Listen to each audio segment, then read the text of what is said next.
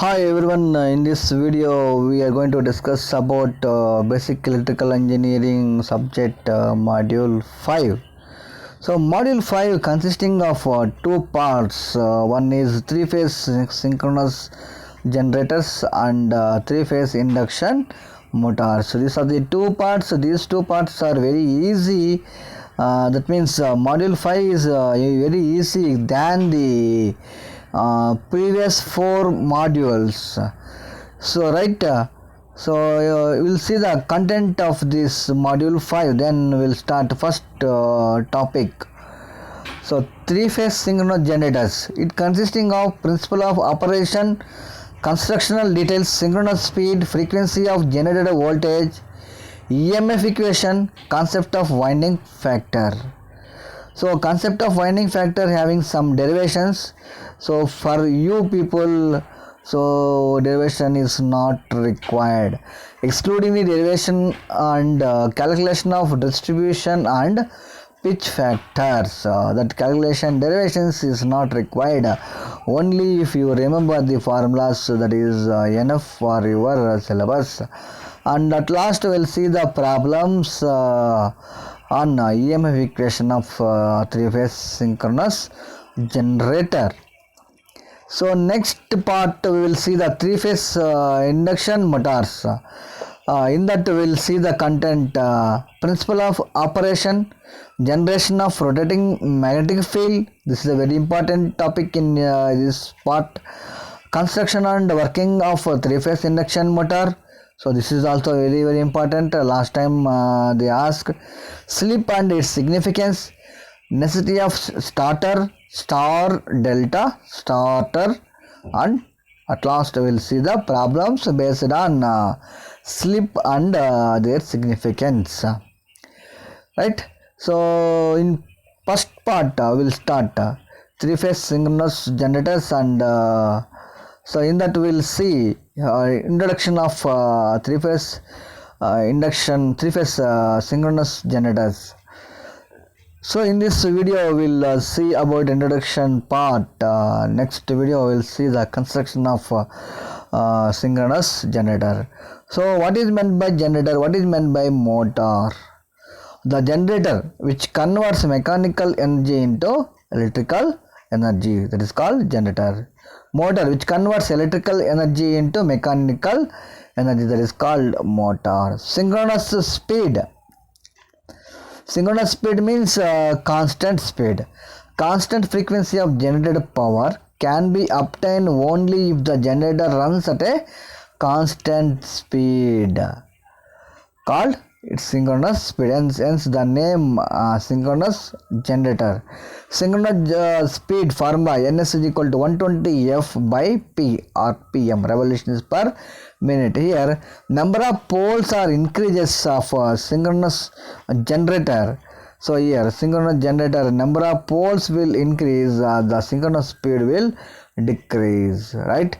If here f frequency, or normally it is a 50 hertz.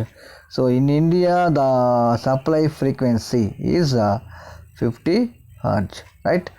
In USA the frequency of the supply is 60 hertz. Because of their supply systems are depends on supply systems are depends on 60 hertz there. All appliances are works on the 60 hertz. Here in India all home appliances works on the 50 hertz, right? So here what I am trying to explain to you, the number of poles p increases, the synchronous speed will reduce, right? So next we'll see the operating principle of synchronous generator. It operates on electromagnetic induction. Synchronous generator operates on the fundamental principle of electromagnetic induction, right? So generally the transformer, earlier videos we have discussed about single phase transformer. So here single phase transformer operates on mutual induction principle, but synchronous generator is operates on electromagnetic induction principle, right? So next we'll see the what is the differences between DC generators and AC generators. So before going to discuss about differences, so we'll see the different names of synchronous generators. Synchronous generators also known as AC generator. Why it is the output of the synchronous generator is in the form of AC. That's what we are calling synchronous generator as a AC generator. So we can also call it as a alternator. Why synchronous generator we are calling as a alternator is so it is produced as the AC voltage. AC means alternating voltage. So that's what these generators are also known, also called as a alternators. So these are the different names. Don't confuse. Sometimes instead of synchronous generators they may ask you to explain about constructional features of alternator.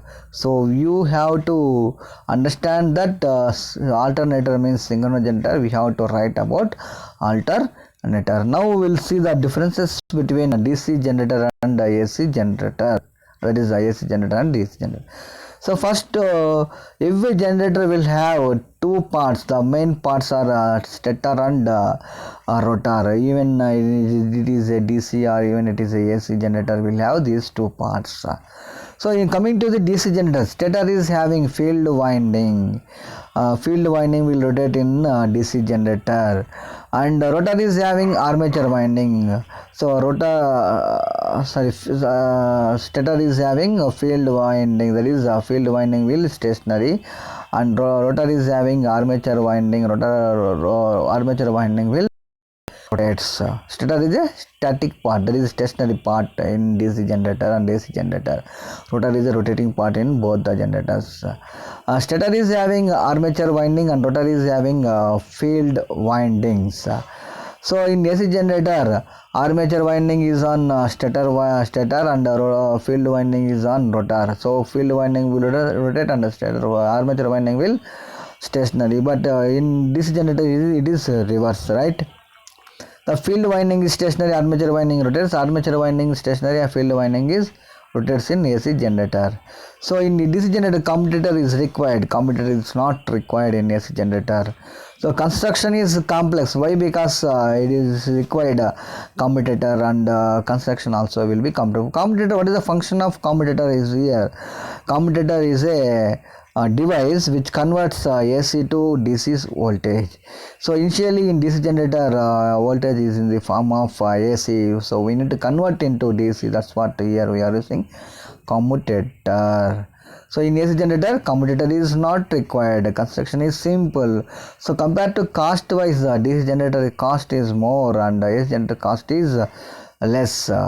So that AC generators are more popular in our daily life compared to DC generator. DC generators we are using some specific applications only.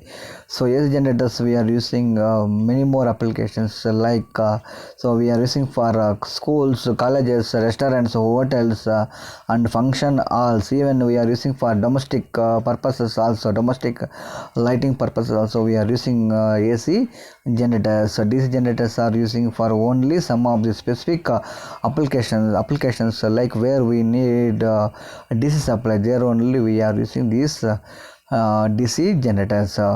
So AC generators are applications are more, right? So next video, so we'll see about the constructional features of AC, that is synchronous generators. So I request you all please watch these videos, comment your opinion, and by that we will also give the more inputs to you, and also so we understand what are the problems we are facing with these videos. So thank you once again.